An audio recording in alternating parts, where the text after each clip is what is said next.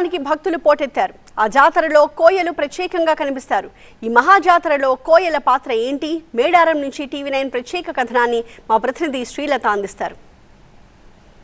ఈ మేడారం జాతర అంటే కోయల జాతర. కోయలు ఫస్ట్గా ఈ జాతరని స్టార్ట్ చేశారు. చాలా సంవత్సరాల వరకు వాళ్ళే చేశారు. తర్వాత ఇది మెల్లిమెల్లిగా ఆ అమ్మవార్ల ప్రాశస్త్యం నలుగు దిక్కులు చాటడంతో ప్రతి ఒక్కరు ఇక్కడికి వస్తున్నారు. అసలు కోయల సాంప్రదాయంలో అమ్మవారికి పూజలు ఎలా చేసేవాళ్ళు, ఇవన్నీ ఏంటి, కోయలు అన్ని అరేంజ్మెంట్స్ అన్నీ ఇక్కడ చేశారు, ఎందుకోసం వీళ్ళు చేస్తారు, ఎవ్రీ 2 yearsకి ఒకసారి వీళ్ళు ఇక్కడికి వస్తారంట. అసలు వీళ్ళు ఏం చెప్తారో ఒకసారి విందాం. ఇది గిరిజనుల పండుగ. గిరిజన పండుగ అంటే ఒక గిరిజన వారికే జరిగేది ఒకప్పట్లో, ఒక 60 సంవత్సరాల కింద. ఇప్పుడు ప్రపంచం అంతటా పోతున్నది, వస్తున్నారు, మొక్కుతున్నారు, బాగుపడుతున్నారు.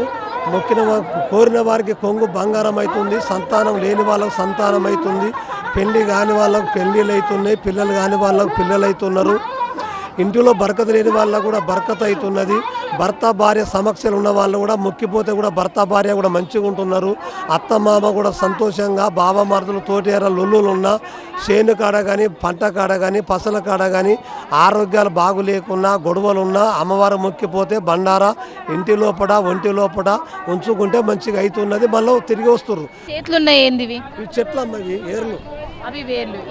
ఇది తాళపత్రం. ఈ తాళపత్రం అనేది ఆరోగ్యం బాగులేని వాళ్లకు, ఇంటి కుటుంబం సమక్షరంలో లేని వాళ్ళకు వస్తారు.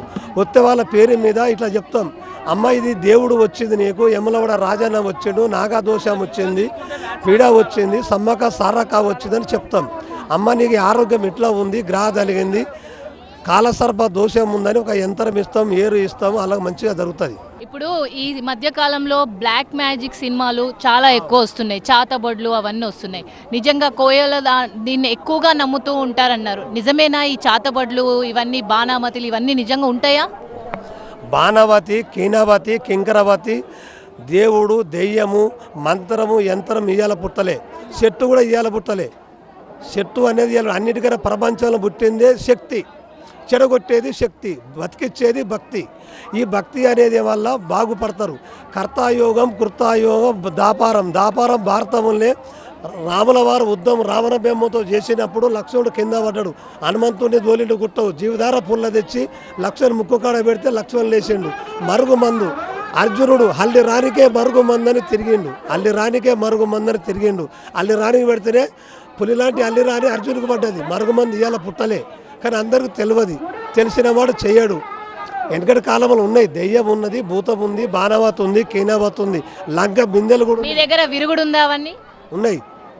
ఇరుగుడు ఉన్నది, పెట్టుడు ఉంది, పెట్టేదాన్ని ఇరగొట్టేది ఉన్నది. సమ్మక్క మా ఆడపడుచు, ఆమెకు చేసే పూజా విధానాలు కానీ ఆమెకు పెట్టే వస్తువులు కానీ మేమేమి బయటికి చెప్పము. అయితే ఇవన్నీ కూడా మా ఆచారంలో భాగము అని చెప్పేసి కోయరాజ్ చెప్తున్నారు. వీడియో జర్నలిస్ట్ శ్రీధర్తో శ్రీలత, మేడారం.